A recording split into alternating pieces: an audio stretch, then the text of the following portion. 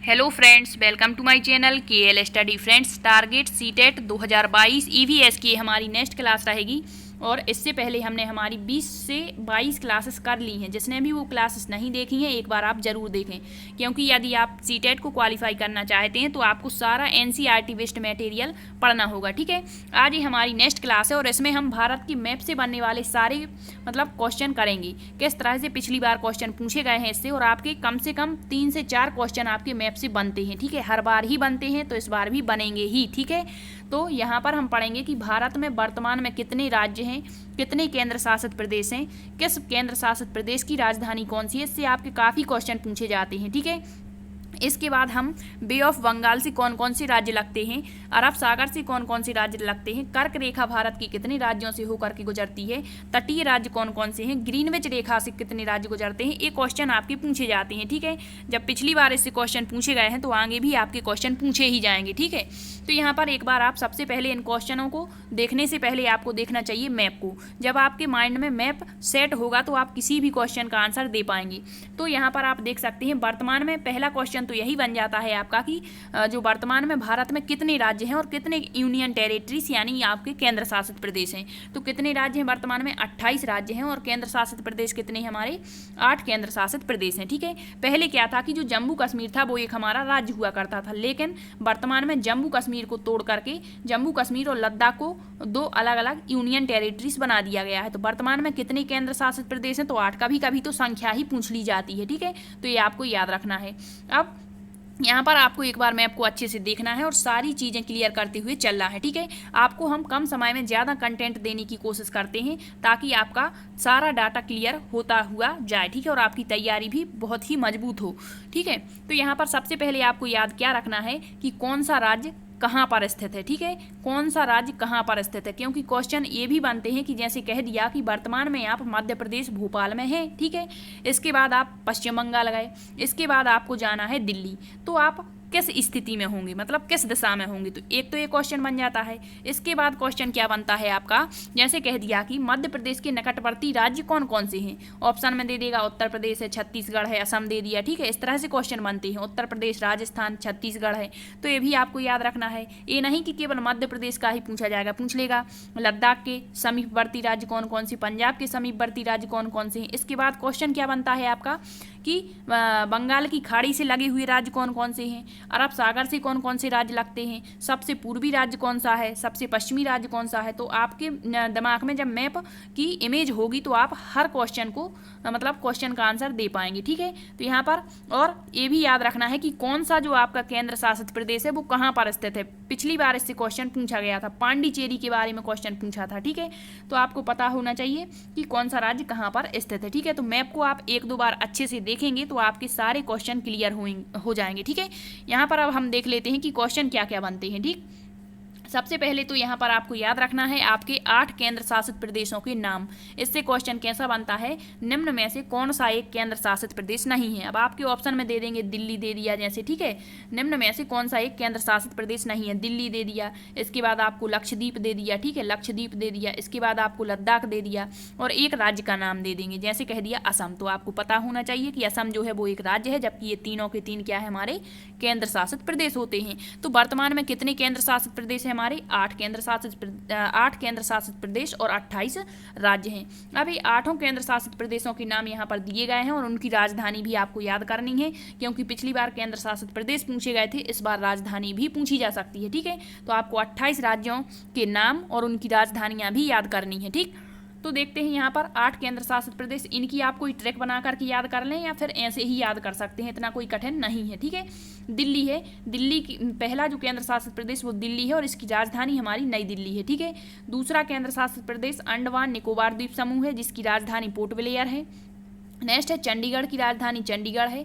दादर नगर हवेली, आपको पता होगा जो दादर नगर हवेली और दमन और दीव था, पहले 2 अलग अलग केंद्र शासित प्रदेश थे, वर्तमान में इनको मिलाकर के एक केंद्र शासित प्रदेश बना दिया गया है और इनकी राजधानी दमन है। ठीक, नेक्स्ट है आपका लक्षद्वीप, और लक्षद्वीप की राजधानी क्या है? कवरत्ती।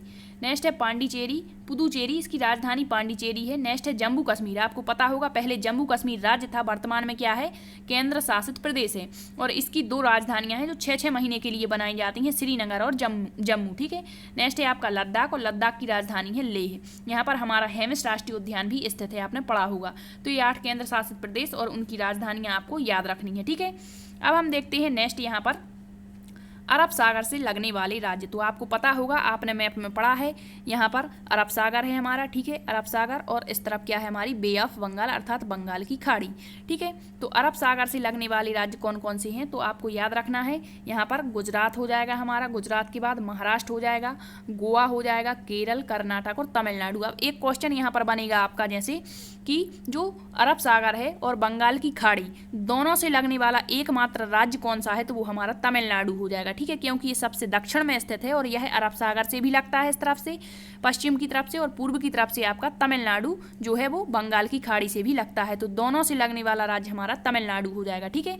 तो आपको याद रखना है कि अरब सागर से कौन कौन से राज्य लगते हैं। तो इस तरफ जो पश्चिम की तरफ राज्य है, यहाँ पर आपका अरब सागर पड़ता है, तो इससे लगने वाली राज्य आपके गुजरात, महाराष्ट्र, गोवा, केरल, कर्नाटक और तमिलनाडु। अब आपके ऑप्शन में कुछ भी दे दें, आपको याद रखना है, ठीक है। अब जब पिछली बार ए क्वेश्चन बना था, तो अगली बार ए भी बन सकता है कि अरब सागर से लगने वाले केंद्र शासित प्रदेश कौन कौन से हैं, ठीक है। तो 2 केंद्र शासित प्रदेश जो हैं वो हमारे अरब सागर से लगते हैं। कौन कौन से हैं? दमन एवं दीप, दादर एवं नगर हवेली, और दूसरा हो जाएगा आपका लक्षद्वीप, ठीक है। ये दोनों केंद्र शासित प्रदेश आपके अरब सागर से लगते हैं। तो आपको इनका स्थान याद रखना है कि कौन सा राज्य और कौन सा केंद्र शासित प्रदेश कहाँ पर स्थित है।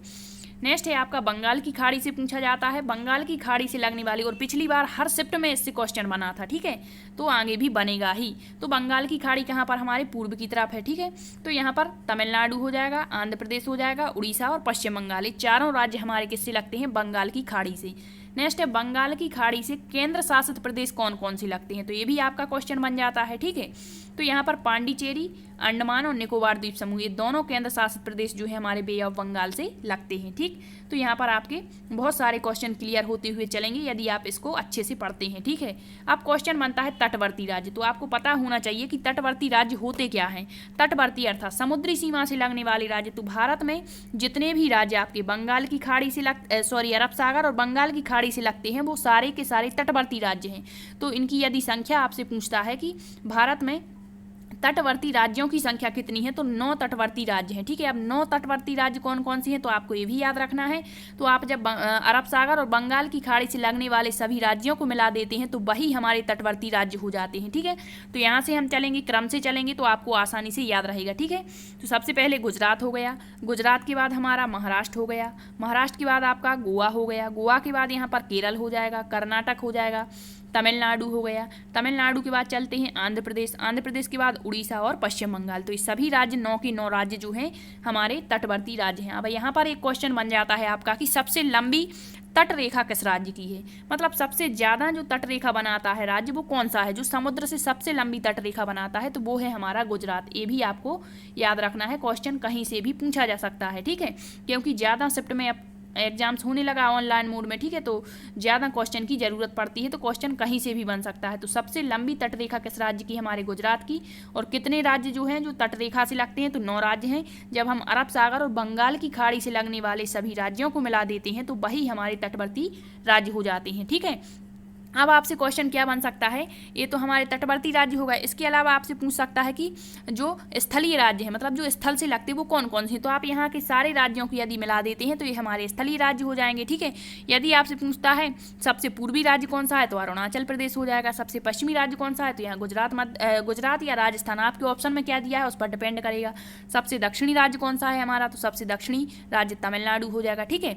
अब हम देख लेते हैं नेक्स्ट हमारा, पिछली बार इससे क्वेश्चन पूछा गया था कि भारत में जो कर्क रेखा है वो कितने राज्यों से होकर गुजरती है। तो एक शिफ्ट में तो यही क्वेश्चन पूछा था, ठीक है, तो वहाँ आंसर आपका 8 दिया गया था। नेक्स्ट है क्वेश्चन क्या बनेगा कि निम्न में से किस राज्य से होकर भारत में कर्क रेखा नहीं गुजरती है। तो यहाँ पर आप देख रहे हैं ट्रिक दी गई है, ट्रिक के माध्यम से आप इसे याद रखेंगे तो आसानी से याद रहेगा, ठीक है।